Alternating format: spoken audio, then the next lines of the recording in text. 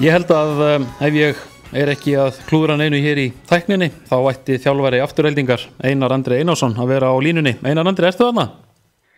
Jú, það passar. Heill og sæll, velkomin í beinu útsendingu á útvarpi Hringbraut. Já, þakka þér fyrir það. Mikil heiður að fá að taka þátt. Þetta er glæsilegt verkefni hjá okkur og gaman að heyra mikið fjalla handbolta. Já, takk fyrir það. Það er ekki ástæðulausu að þetta er gert. Það vantar meira umfjöllun, það er bara svoleiðis. Algjörlega, bara virkilega gaman og bara eigur aukin umfjöllun er hvað fyrir handboltan. Ekki spurning. Einar, ég ætla að byrja aðeins að spyrja út í leikinn síðastliðinn fimmtudag á móti Gróttu. Já. Þetta var hörkuslagur, jafnt í hálfleik 11-11 og endaði svo jafnt 24-24. Já, þetta var hörkuleikur, þetta var bara stál í stál allan tíman, en svo kannski við verðum að búast. Gróttan alltaf búin að vera bara á þvílíku siglingu, svona, fyrstir áramót og í rauninni fyrir áramót líka, svona fyrir den kannski fyrstu umferðina, það voru smá ströggli, en síðan þá hafa það verið bara eitt heitasta liðið og þetta var bara hörkuleikur og þeir byrjuðu umtalveg betur en við, náðu þarna í smá fórskot í byrjun, en svo náðu það að jafna og komast yfir fyrir hálfleik og síðan kom slæmu kabli í okkur og þeir jafnuðu fyrir hálfleikinn. Já. En síðan leiða þeir í seinni hálfleik og konið hans í vænlega stöðu þegar einhverja 12 mínútur eftir, 4 mínútum yfir. En síðan náðu við góðum kabla og hefðum getað siglt þessu heim í lokin en gáðum eftir og kannski var jafntefli bara sanngjarnt. Já. Svona heilt yfir. Hvar liggja helstu styrkleikar Gróttu? Mér finnst svona Gróttan að hafa að spila svona kannski svona besta sóknarleikin eða svona kannski eitt af þeim liðin sem spila svona besta sóknarleikin í deildinni í vetur með mjög sterkar skotmenn fyrir utan í öllu stöðum og sterkir 1 á 1 margir þessum strákum og boltinn flýtur vel hjá þeim, er ekki að láta brjóta á sér og síðan þeim með frábæra leikmenn í hornunum, bræðurna, Stefánssyni, Júlíus og Finn, þannig að það eru svona mörg vopn sem hafa sóknarlega og en síðan er líka mikill styrkur í því að þeir eru að spila 5-1 vörn sem hefur eins mörgum liðum erfitt en geta líka farið í 5+1 og 6-0 þannig að þeir hafa ansi mörg vopn. Já. Þið Aftureldingamenn, þið fenguð ansi, svona getur maður sagt, skemmtilega styrkingu í glugganum í pásunni í Mikk Pinnonen. Já. Hann hefur verið að spila vel síðan hann kom. Já, þetta er hörkustrákur, þetta er svona skemmtikraftur, hann er mjög öflugur sóknarmaður og svona hraður og dýnamískur leikmaður og hefur komið bara með margt skemmtilegt fyrir okkur og er bara búin að reynast okkur vel. Hann kannski ekki alveg á þess að við þurfum að vera í svona í öllu. Hann er svona kannski ólíkur því sem við höfðum fyrir og hann er aðlagast okkur og við honum, hann er vonandi hún náði bara betri tökum á okkar leik svona þegar líður á, en hann hjálpa okkur klálega, hann kemur með margt nýtt í okkar leik. Já, og hefur klárlega núna tíma fram að úrslitakeppni til að slípast betur saman með liðinu og svona ná kannski svona það sem maður hefur séð, svona ná aðeins kannski meiri rútineringu, meiri kannski aga, getur maður sagt. Já, klálega. Sammála því? Ekki spurning, hann vill gera mikið og er mjög viljugur, þannig að þú veist, þetta ætti að slípast og við erum að leggja þetta upp þannig núna, síðustu leikina að reyna að koma svona betri holningu á það sem við erum að gera. Varnarleikurinn er nú nokkuð stabíll og hefur verið síðustu 2 árin hjá okkur. Þannig að það er verkefnið er að finna eitthvað með betra jafnvægi þannig að allir séu þáttakendur og líka bara spila taktíkarna betur og menn læri betur inn á hvern annan og eins og við höfum tíma til þess og svo sjáum við bara hverju þessi vinna skilar þangað til að úrslitakeppnin byrjar. Og svo eru auðvitað lykilmenn á leiðinni tilbaka. Við sjáum að Jóhann Gunnar er byrjaður að getur maður kannski sagt, hann er byrjaður að sprikla, hann er byrjaður að vera aðeins með og auðvitað bara vonandi bæði fyrir ykkur og bara fyrir handboltan hér heima að hann haldist heill og geti verið með það sem eftir er að tímabili. Já, ég myndi að segja hann er bara orðin fullklár og nú erum við bara svona að koma meira og meira inn í þetta og það er svona allir heilir hjá okkur í fyrsta skipti í vetur. Við erum búin að vera með held ég bara sama hópinn núna í öllum leikjum eftir áramót og það er styrkur í því og náttúrulega eins og við vorum að tala með Mikk að við vorum að koma honum inn í þetta og þú koma Jóhann líka inn í þetta og þannig að það er svona ýmis verkefni þess að það eru svona fleiri breytingar á hópnum í janúar. Já. Þannig að en Jóhann Gunnar er bara orðin heill heilsu eins og hann getur orðið og hann mun potið hjálpa okkur. Hann er kannski í öðru hlutverkinni fyrir hann er meira svona að leysa Birki af unga strákin okkar. Já. Og hann tekur það hlutverk bara og tekur það með stæl. Já. Það held ég. Við, eins og við komum inn á áðan og ég hef komið inn á í þessum þætti mínum í dag að við erum að sigla inn í svona aðdraganda, einnar svona skemmtilegustu helgarinnar á hverju tímabili í handboltanum. Það er sjálf bikar úrslita helgin og framöndan eru kallamegin 2 afar athyglisverðir leikir. Mér langar aðeins til að fá svona þitt mat á þessum viðuregnum ef við byrjum á Val Haukar. Já, þetta er náttúrulega stórlið að mætast. Tvö langbestu liðin í vetur að spila og kannski Haukarnir búin að vera að skrifa á undan Valsarunum þótt þetta sé nú búið að vera jafnt.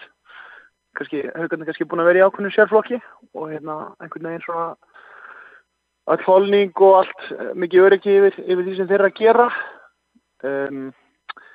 En ég menna þetta er bara ef það er eitthvað verið 50-50 leikur í svona leik þá er það þarna myndi ég segja. Þótt að kannski fleiri spái Val sigri Haukum sigri þá eru Valsmenn alveg með lið og þjálfara og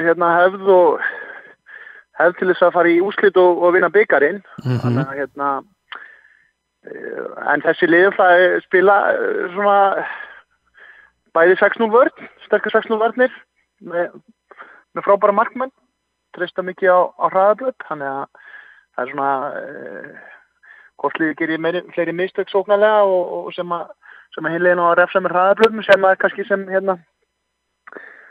einhvern punkt sem getur að úrslitum og náttúrulega markværslan líka ef að Markúnas verður í ham og tekur einhverjum 20 pluss bolta þá sér maður að það getur verið vandamál fyrir Valsmenn en Bubbi á það náttúrulega líka þannig að svona vörn og markværsla er svona eitthvað svona sem maður myndi halda væri svipað á saman tíma getur við kannski sagt að sóknin hjá Haukunum er svona rútineraðir þeir eru svona með fleiri leikmenn sem er að spila topp boltan sinn í dag Janus og Janus og Adam og Elli allir í toppstandi á meðan að svona kannski fleiri leikmenn að slástu mínúturnar hjá Val en svo sem Guðmundur og Geir eru það frábæri leikmenn og þeir eru að nóga menn til að fylla inn í útilínuna. Já, við sáum til að mynda helgina og við, ekki bara helgina þetta fyrir helgi, við sáum að Val vinna góðan sigur upp í Eisturbergi á móti IR og svo var sjónvarpsleikurinn á laugardaginn Haukar IBF þar sem að maður kannski átti von á því þegar að Janus Staði svona, getur við sagt, besti leikmaður Hauka allavega sóknarlega, það sem aðeins tímabili fekk rautt að þá bara settu þeir í gýrin og rúlluðu bara yfir eigamenn. Já. Þetta er nú allt svona sko, það eru Haukarnir eru kannski að spila 4 leikmennum fyrir utan í Tjörfa, Adam og Ella og Janusi og allt strákar sem getur öll að spila 60 mínútur og hann að þeir veikast ekki, þótt að Janus er búin að vera frábær þá veikast ekki þótt að hinni 3 spili. Nei. En að sjálfsögðu, ég held að margir að örgulega hugsa það líka að núna eru þeir í vandræðum en þetta er alltaf frábæri leikmenn. Þú nefnir Valur IBF, ég held að Guðmundur Hólmar hef ekki spilað þann leik nei, það passar og þá koma bara einhverjir strákar sem eru vanir að spila kannski aðeins minna og taka því keflinu, þannig að það sýnir líka styrk valsleysis. Já. Það eru ekkert mörglið sem maður myndi þóla það að missa Guðmund Hólmar út til hann leik. Nei, og þetta nú kannski hefur verið talað Valur Haukar og þá hugsanlega kannski afturhelding svona sérstaklega þegar þeir eru komnir með allan ykkar mannskap tilbaka. Þetta eru kannski svona þessi 3 lið sem að hafa kannski einna bestu breiddina og það sýnir ónýttalega styrk eins og þú segir að Valur án Guðmundar Hólmars og Haukar án Janus Daða, þó hann hafa náttúrulega spilað rúmar 30 mínútur í leiknum að mikil styrkur að geta klára leikinn án þessara leikmanna. Já, þetta eru gríðarlega velmönnu lið og svo náttúrulega þetta er náttúrulega ekki bara velmönnu lið, þetta er náttúrulega með mjög góða og hæfa og reynda þjálfara, þannig að það skemmir ekkert fyrir og það sést líka bara á liðunum, það eru fáir veiki blettir á þeim, sko. Já, ég ætla að fá þig til að... Og líka eru með leikmenn sem geta skora svona, eins og maður segist, svona ókeypis mörk, sko, það er svona einföld mörk, það er bara, mann lyfta sér bara upp eftir einfalda væslur og negla hann inn. Já. Þú eru ekki að hafa mikið fyrir þessu. Nei. Ég ætla að fá þig til þess að spá, Einar, í Valur Haukar. Já, ég held að svona með að við einvíð þessara liða núna á undanförni, ég held að sér rétt hjá maður Haukur sem búin að vinna báða í vetur og svo unnu þeir í úrslitakeppninni líka auðveldlega, þannig að ég held að Haukarnir séu svona líklegri. Já. En þetta verður ekki 2019 fyrir Hauka. Ok. Þá er það, ég meina það, þú spáir, eins og þú segir áðan, þú spáir sterkur varnarleik og mikill í markvarslu. Já, svona, maður myndi halda að það væri, en svo veit maður aldrei, svo þróast þessi leikir og alls konar við. Já, en svo er það hinleikurinn sem er líka mjög athyglisverður, Stjarnan Grótta, það er Stjarnan eina liðið í þessari Final Four helgi sem er að spila í næst efstu deild, í fyrstu deildinni. Já. Nýbúnir að sigra Fram og sigruði í umferðinni þar á undan Akureyri, það er að segja umferðunum í byggarnum. Hvernig sér þið þennan leik fyrir þér? Já, ég held svona vefbankarnir muni alveg allir veðja á örgan Gróttu sigur en eins og þú segir, Stjarnan er búin að slá 2 úrvalsdeildarlið og pressan er á Gróttu. Það verður og það er spurning hvernig þeir höndla þá stöðu. Þeir eru nýlegar í úrvalsdeildinni og hafa svona verið að spila alltaf þess að leiki pressulausir með mikið sjálfstraust og hafa náð góðum úrslitum. Núna verður pressan á þeim. Já. Og það verður svona fróðilegt að sjá hvernig þeir kom inn í þetta. Stjörnulið er virkilega vel þjálfað og búið að gera útrúlega góða hluti í vetur. Einar er búin að leggja inn góða vörn, 3-2-1 vörn sem getur verið erfitt að brjóta niður og svo eru þeir mjög skipulegir og svona eins og ég var að lýsa Gróttu á hann og þeir létu boltan ganga að vinna og héldu honum vel fljótandi og varum með góða sókn. Það var svona, þessi lið kannski svipuð að því leiti sóknarlega. Já. En það vantar kannski svona sterkari skittur og svona öflugri leikmenn hann fyrir utan svona til þess að fara í loftið á hávaxna Gróttu vörn, hvort sem þið verði 6-0 eða 5-1 vörninni, Stjarnan þarf að leysa það einhvern veginn. Já. En mér finnst Stjörnulið mjög gott, við erum búin að spila við á tvisvar í vetur í æfingamótum og bæði í janúar og í ágúst og þeir bara róluðu yfir okkur í þessum leikjum. Þannig að það er mikil geta þarna. En svona, manni finnst einhvern veginn að Gróttan að taka þetta. Þetta er svona búið að vera mikið verkefni í vetur og svona þeirra möguleiki að ná í stóran titil fyrir félagið. Já, þetta verður, nefa mjög forvitnilega viðuregnir og sumi vilja meina að ég hreinlega bikar úrslitaleikurinn farið fram þegar Valur Haukar spila en ég vil nú að viðurkenna það Einar að ég er ekki sammála þeirra umræði.